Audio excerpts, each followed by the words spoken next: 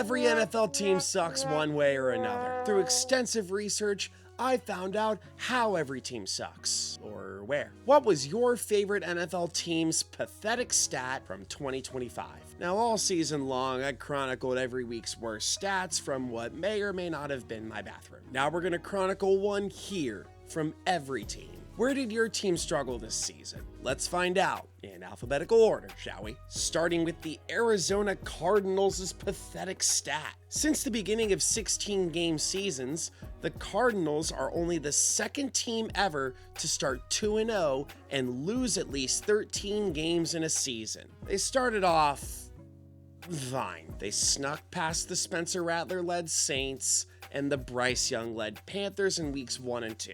But after that, the bottom fell out of them. They proceeded to lose 14 out of their next 15 games, beating only, and I mean only, the Dallas Cowboys on Monday night. They gave up a 21-yard catch to a backup offensive guard. They allowed 40-plus points in 4 games, and at least 37 points in 6 of their final 9 games of the 2025 season. This season was an absolute atrocity for the Cardinals. Jonathan Gannon was rightly ousted. Kyler Murray pondered a better life as a member of the West Sacramento Athletics. And DeAndre Dropkins continued his increasingly inconsistent start to his NFL career. And now they can't get a quarterback in this upcoming draft unless Carson Beck stops being an insufferable douche. Mike LaFleur does not have an easy road ahead. The Atlanta Falcons' pathetic stat. The Falcons had more kickers than games where they converted at least 50% of their third downs. The Falcons had a lot of issues this season. Raheem Morris, quarterbacks, injuries, Zach Robinson, Raheem Morris, pass rushers who were great until they got some free time. The list goes on. One of the big struggles for the Falcons, however, was the fact that they deeply struggled on third down. They were one of 7 teams to not convert 50% of their third downs in 2 games or fewer. They converted exactly 1/3 of their third downs, which was the 3rd worst rate in the NFL. The Falcons had 3 turnovers on third down, and they all occurred in the same... No, try again.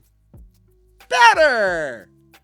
Against the Seahawks. This is also not even to mention the fact, even though I'm totally mentioning it right now, that the Falcons had 3 kickers this year. Younghoe Koo, who lasted 1 week before going to New York and kicking the ground for some reason. John Parker Romo, who was about as clutch as January Tony Romo. And Zane Gonzalez, who I'm actually pretty sure he was pretty good. Their third down failures were a major part in them struggling in the middle of the season. If you have that litany of elite pieces and your third down rate is that bad, you either blame coaching or the fact that Michael Penix can't stop giggling at his own name. The Baltimore Ravens' pathetic stat. The Ravens went winless in games where they had at least 200 net passing yards for the first time in franchise history. Lamar was not his usual self. He only had 4 games where he had over 200 net passing yards, though he had 225 regular passing yards against the Browns, but that total dipped below 200 for Myles Garrett-related reasons. In games where Lamar did produce over 200 net passing yards, they were 0-4. It was a loss to the Steelers featuring an Isaiah Likely close call, a loss to the Bengals that featured a Joseph Osai close call, another loss to the Steelers that featured a Tyler Loop not even close call, and a loss to the Lions where their defense honored the Sabbath by not doing shit. Why did they only have 4 games with 200 net passing yards or more? Because wide receiver is Baltimore's biggest draft need every single year. It will never not be that way. 3 things are certain: death, taxes, and Baltimore draft needs : wide receiver. The Buffalo Bills' pathetic stat. Both James Cook and Josh Allen individually had more rushing TDs than every Bills wide receiver had receiving touchdowns combined. The J team had to do most of the offensive work because Brandon Beane was too busy trying to kiss Terry Pegula's ass to properly scout wide receivers. Josh Allen and James Cook had 14 and 12 rushing touchdowns respectively, while the Bills wide receiver core had 11 put together. Keon Coleman and Khalil Shakir had 4 apiece, and Tyrell Shavers, Gabe Davis, and Curtis Samuel each had 1. I've said over and over and over again that Josh Allen and James Cook are the two fall guys for the Bills offense. This offseason feels like one where they're like, we need an alpha wide receiver 1. And then they find a guy who's like their 62nd wide receiver 2 or 3. And it's just preventing Josh Allen from having a reliable first read. Josh and James were awesome, but the rest of their skill position players are heaps of mid. Can they find a guy who can take not having the ball thrown his way on every single play? Now, before I go any further, I'm going to say this, and I know the Bengals lost to the Bills this year. Until you get pieces for your passing game that aren't Josh Allen, nobody is convinced that you're a contender. The Carolina Panthers' pathetic stat. Bryce Young had as many games with over 200 passing yards as he had games with under 125 passing yards. Bryce Young's consistency and acumen hasn't started off wonderfully since he was drafted by the Panthers 3 years ago. Now, to his credit, he has lit teams up, like he did against the Falcons when he had 448 passing yards in a critical win. He also had 4 games where he threw for under 125 yards, and those 4 games put together had a lower passing yardage total than that game against Atlanta. Bryce Young wasn't hugely productive, but he is about to enter the 4th year of his deal. He's due for a contract extension in the coming years, and it's a complicated case. He isn't necessarily good enough to get that $50 to $60 million extension, but my God, is this going to be about stability. Searching for a franchise quarterback might be exhausting, and though Bryce Young might be average, average is better than whatever the hell the Jets have to deal with. The Chicago Bears' pathetic stat. Of every quarterback to start 17 games in a season, Caleb Williams has the lowest season-long completion percentage in NFL history. Sometimes Caleb Williams' passes are a lot like the statement, the Bears' new stadium will be in Chicago. Well, almost, but in the grand scheme of things, you're way off. The Bears wanted that ever so elusive 4,000-yard passer, and they almost got it. Caleb Williams was much improved with Ben Johnson, but he still had some problems with accuracy. The Bears had the worst percentage of on-target throws in the NFL with 69.7, and the highest percentage of bad throws at 20.7.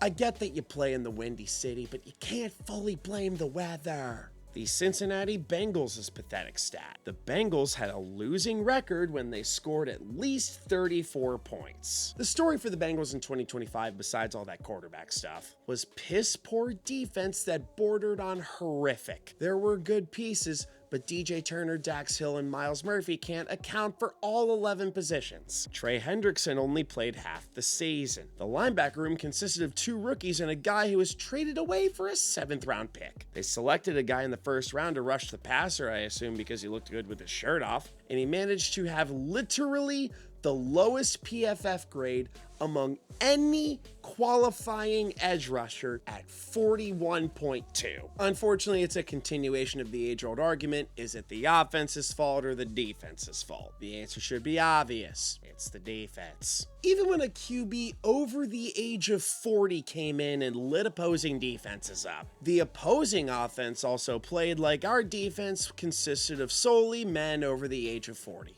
For the Bengals, Joe Flacco was 0-2 in games where he scored at least 38 points, and yes, I am saying that correctly. 2025 was another horrible season for the Bengals defense. Will it improve, or will they draft another guy just because he has the traits? But since this is my favorite team, I gotta give you guys another bonus stat, bonus stat, bonus stat, bonus stat, bonus stat. The Bengals are the only team in the 2020s to have at least 5 pick sixes allowed in a season. They had 6 pick sixes, the number of the least. There were also only 3 quarterbacks in the NFL in 2025 to have multiple pick sixes thrown, and 2 of them were dudes named Joe on the Bengals.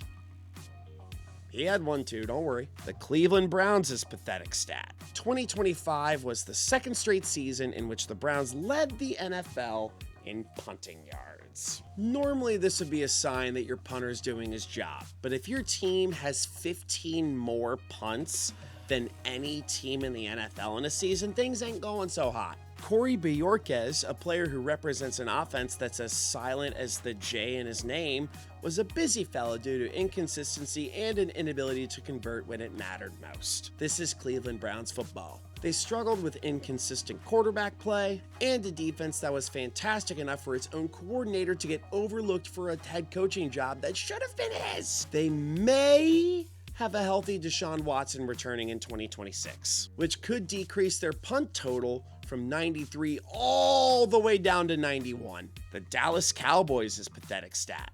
The 2025 Cowboys are the only team in NFL history to score at least 450 points and have a negative point differential. The Cowboys are the Bengals on steroids. They have a high-flying offense and a pathetic defense, combined with an owner who thinks he has everything figured out. And them boys stunk on defense once again. They lost Micah Parsons due to Jerry Jones' inability to stay out of the spotlight, and to take his place they got Quinnen Williams a little too late to save their season, and they got Logan Wilson a little too late into his career. It did very little to help the Cowboys, who allowed the most points in the NFL in 2025 with 511. Pretty astounding for a team who had an elite pass rusher in their building in August. At least Matt Eberflus was launched into the sun that's entirely too visible in AT&T Stadium. The Denver Broncos' pathetic stat. The Broncos, who had 14 wins, had fewer takeaways than any team in NFL history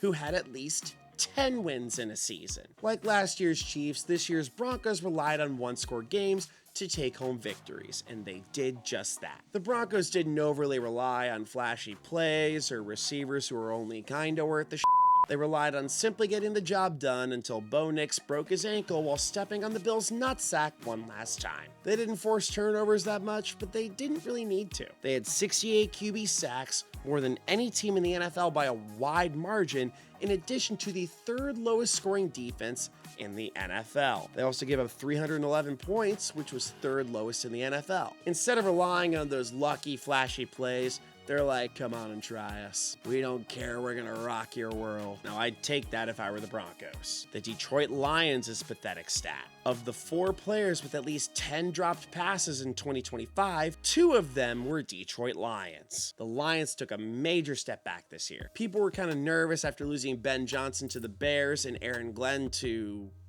a nap? It's funny how Ben Johnson's a bear and he's the one hibernating. They regressed to last place in the NFC North, even though their point differential was equal to that of teams 1 through 3 in their division put together. Jared Goff's receivers were objectively good like usual, but their cases of the dropsies by the 2 stars were a tough part of their game. J-Mo, Amon-Ra, and Jahmyr Gibbs were the only players who even had a single dropped pass all season, which blows my mind because every catch made by Isaac Tesla and his perfect hair looked like he was playing center field for the Savannah Bananas. They're still an objectively good team who's fun to watch, but they did regress this year. They moved on from offensive coordinator guy whose name I already forgot in favor of Drew Petzing, who spent his entire 3-year tenure in Arizona dropping the ball. The Green Bay Packers' pathetic stat. In Green Bay's 4 games that were decided by a field goal or less, the Packers had more ties than wins. Rich Bisaccia has stepped down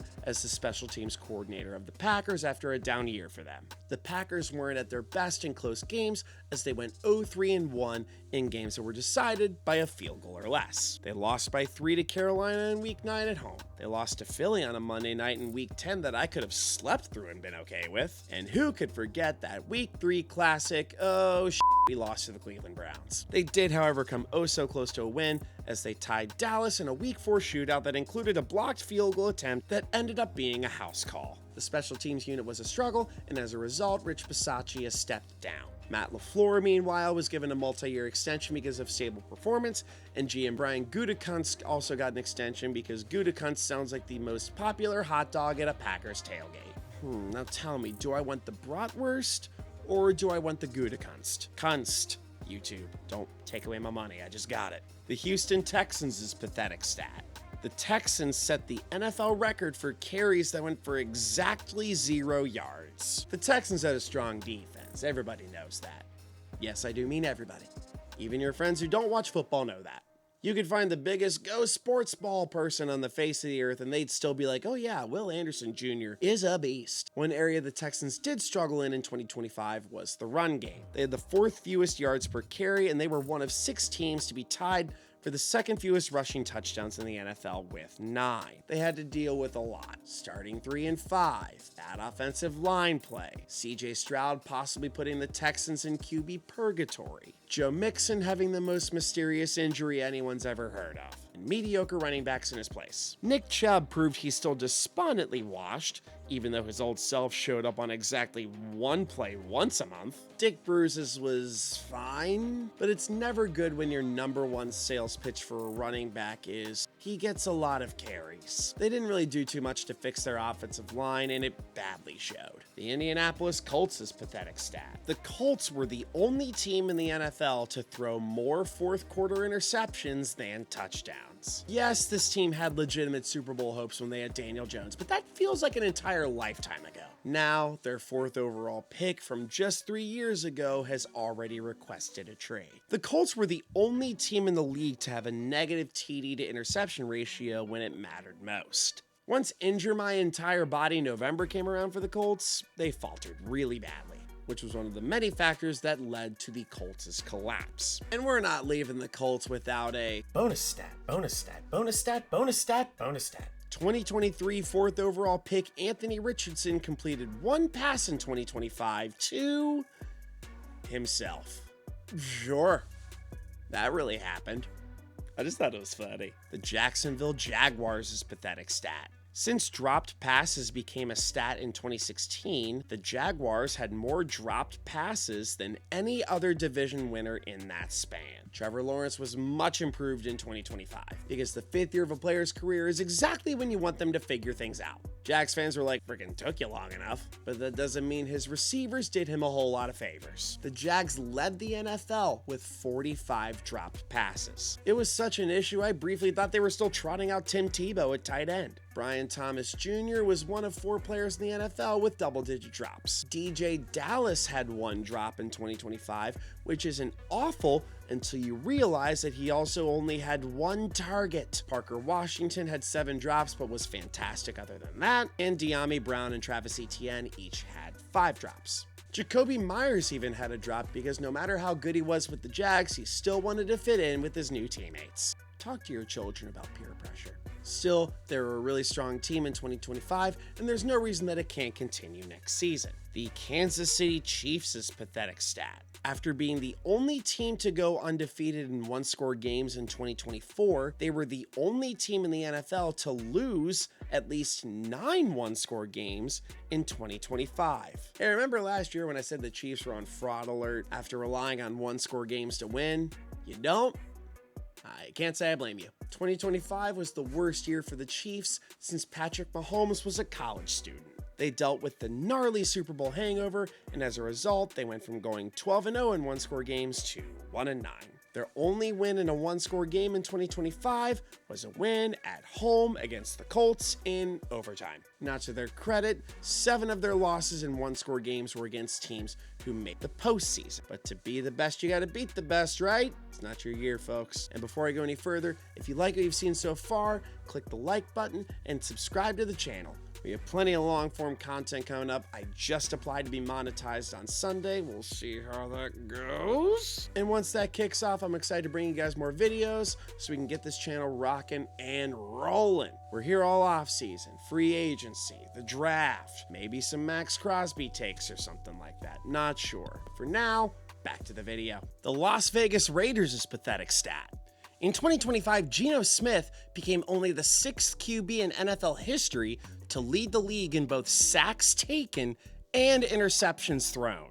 Geno Smith had a rough year. The Raiders got some pieces around him, but completely forgot to beef up their offensive line. As a result of that, in addition to Chip Kelly developing play-calling amnesia, the Raiders had a horrific season. They only won 3 games. Ashton Jeanty didn't even run for 1,000 yards despite flashes of absolute brilliance. And this upcoming season, the Raiders will be starting from scratch. They have a new head coach in Clint Kubiak, a quarterback who acts like he asked his dad for a sip of beer after he became a legal adult, and all the promise they could ask for if upper management decides to get its shit together. The LA Chargers' pathetic stat. The Chargers had more sacks taken than rushes of at least 9 yards. The Chargers' offensive line was brutal. Their offense dealt with injuries, and their wide receivers dipped their hands in whatever the opposite of stickum is. The Chargers gave up 60 sacks in 2025, with only their AFC West counterparts and the Raiders giving up more. Even with Omarion Hampton being a first-round pick, they couldn't muster up a consistently explosive running game, only one that flashed at times. Despite all that, they repeated their annual narrative as being a solid team who gets deeply exposed every time the postseason strikes. With the offensive line struggling and Bradley Bozeman on his way out to retirement, the Chargers know what their number one priority should be this offseason. Okay, that too, but they also have other things they need to work on. Like that. The Los Angeles Rams' pathetic stat. Joshua Carty had more field goal attempts blocked in week 3 alone than Harrison Mevis had missed kicks in his entire season. Okay, it was like a 10-game season, but hang with me here. Matthew Stafford was an MVP, and the Rams special teams unit was absolute garbage. They were bad on both sides of the return game. Xavier Smith, need I say more? They fired special teams coordinator Chase Blackburn, proving that people with the last name Blackburn can get fired. Week 3 was a low point for the Rams special teams. Joshua Carty became the first kicker since 2021, pretty sure, to have 2 kicks blocked in the same game, and one of those kicks was returned for a touchdown by Jordan Davis as time expired. Harrison Mevis, meanwhile, came in as a replacement with all his XXL jersey glory and was superb down the stretch, only missing 1 kick during his entire 10-game tenure in 2025. Despite that, the Rams still need to fix their special teams unit, as it was their undoing all the way to the bitter end. The Miami Dolphins' pathetic stat. The Dolphins became only the 3rd team this century to go at least 9 straight games without scoring in the 3rd quarter. Miami couldn't get a whole lot right this season except for firing their GM. They benched the guy behind the moniker Tank for Tua, and they went with Quinn Ewers. The aforementioned streak started with a 28-6 loss to Baltimore, right after which the Dolphins fired GM Chris Grier. That game began a streak of 9 consecutive games in which the Dolphins did not score in the 3rd quarter. And that is a streak that is, as of my half birthday today, February 26th, is still active. That offense will soon have to rebuild this offseason, and they likely don't stand much of a chance to compete next season. That said, it's a tough look to go from the high-flying days of Tua, Tyreek, and Jalen Waddle to getting shut out in 9 straight 3rd quarters. The Minnesota Vikings' pathetic stat. In 2025, the Vikings had the highest percentage of passes intercepted of any team in the 2020s. J.J. McCarthy, Carson Wentz, and Max Brosmer. The holy trinity of holy shit, what have we done to our quarterback room? J.J. McCarthy only had 2 fewer interceptions than Sam Darnold, despite appearing in 7 fewer games. Max Brosmer made 2 starts, appeared in 7 games, and still had fewer passing touchdowns than Cam Akers? And Carson Wentz? Well, he got hurt. But it's damning when Carson Wentz was the best QB on your roster last year. They have commented that they will bring in a veteran to compete with J.J. McCarthy, and every possibility is just so funny. The New England Patriots' pathetic stat. Of the Patriots' 14 regular season wins in 2025, only one of them came against a team with a winning record. Drake the Schedule May did have the benefit of an easy schedule last year. He was inches short of an MVP, and could that have been the difference maker? Possibly. Now, to their credit, their one win against a team with a winning record was a good one, as they beat Buffalo in Orchard Park in primetime. However, all of their other 13 wins were against teams with a pretty bad record. When they played a team with a winning record, they were 1-2. They split a season series at Buffalo and lost to the Steelers in a game that had more turnovers than the average Steeler fan's breakfast. They'll get a much harder schedule next year, despite the fact that the rest of their division is pretty much in shambles. Yes, I know you exist, but I also watched this press conference, and I refuse to believe you're good until you prove this otherwise. The New Orleans Saints' pathetic stat. The Saints were the only team in the NFL to not have a lead at any point in over 50% of their games. The Saints weren't very good last year, but no one expected them to be world beaters. They had Spencer Rattler, who I'm positive nobody wants to watch throw a football for their team ever again. 1-13 over 2 seasons is pretty dog shit.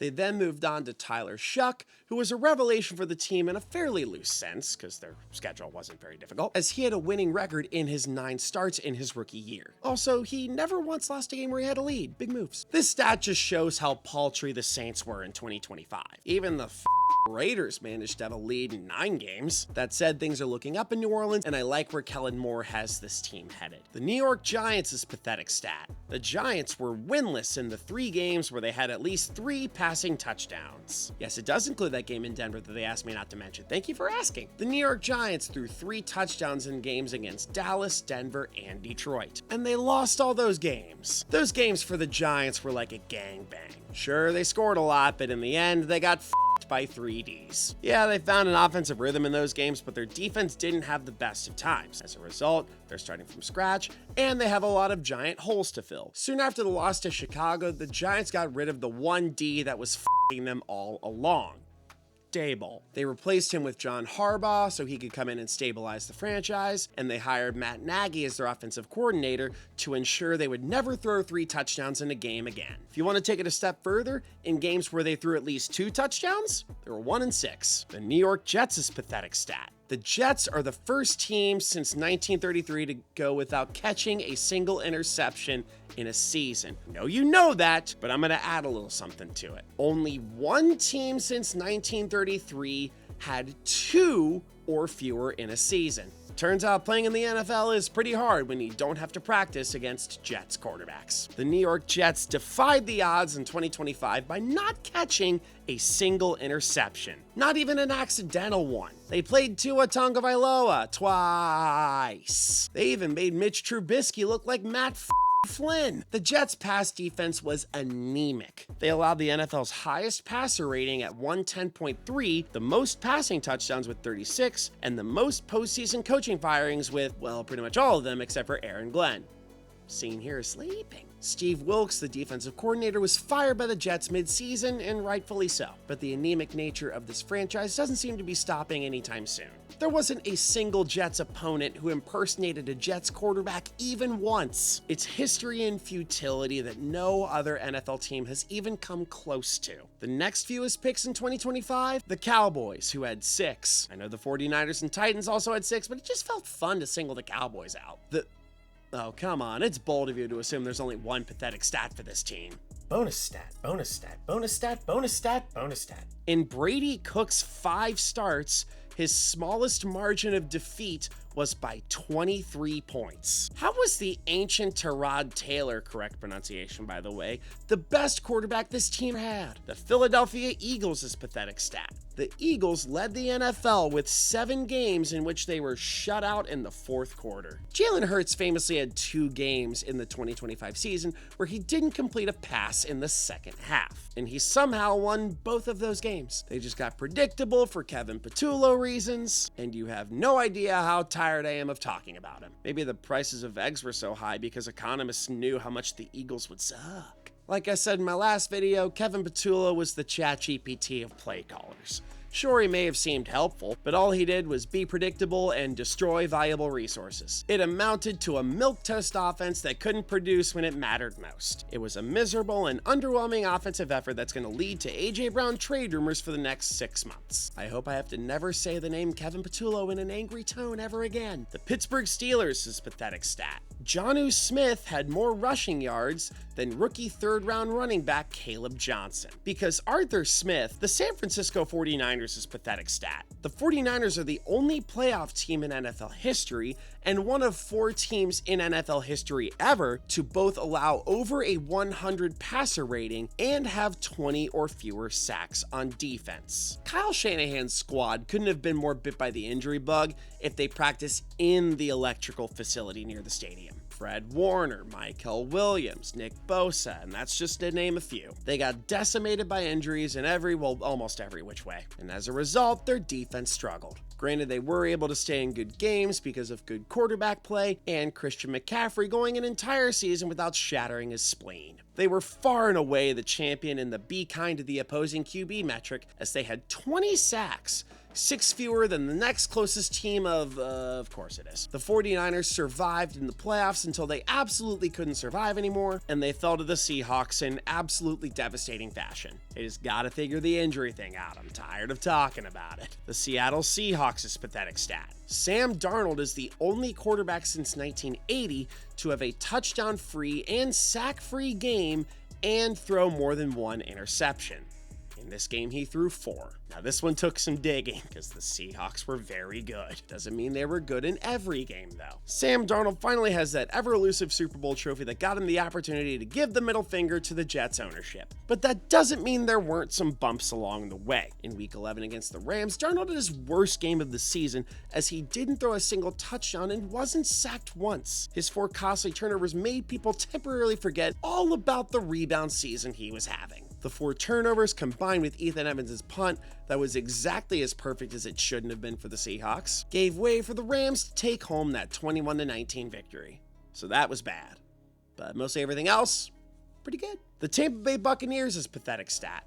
The Bucs were the only team in the NFL to have multiple punts blocked and multiple field goal attempts blocked. The Bucs did struggle a lot on special teams in 2025, especially given the fact that they had the 3rd worst PFF grade in special teams of 60.6. That glaring stat from this season, besides the number of excuses allowed to Baker Mayfield truthers, of which I am one of them, is how many special teams blunders they had. If you even have a fighting chance to take home the crown, it's gonna come down to special teams play. They had 3 field goal attempts blocked, including one that was run back to the house by Jets defensive lineman Will McDonald. Do you know how bad you have to up to make Aaron Glenn smile at his job while coaching the Jets? Well, that's okay. At least they didn't have any blocked punts that were run back to the oh my god. This was a tough season for the Bucs, who faltered in the back half of the season, and the run to the playoffs came ultimately just short. The Tennessee Titans' pathetic stat.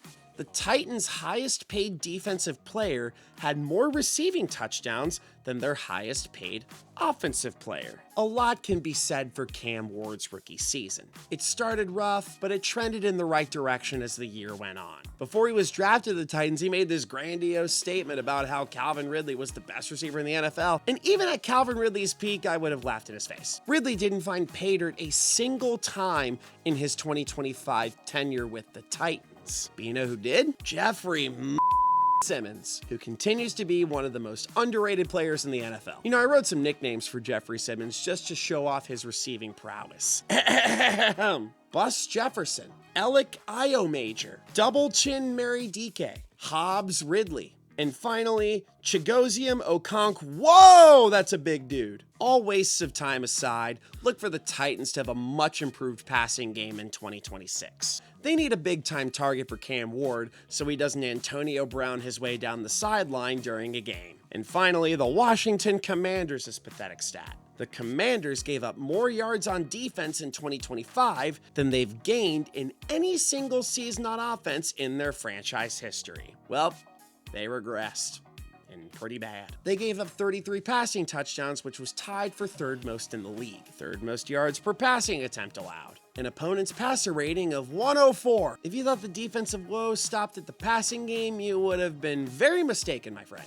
3rd most rushing yards given up in the NFL, and the 5th most yards per carry. All of this combined for the most damning stat of all, the most yards allowed in the NFL in 2025 with 6,533. Commanders have a lot they need to fix if they want to get back on track, and that starts with, well, everything. But in this case, it starts with the defense. And that'll do it for this video. Thank you guys so much for tuning in. If you have not already, you can click the like button and subscribe to the channel for the sexiest sports content on the internet. But for now, stay tuned for more sports content that you didn't ask for.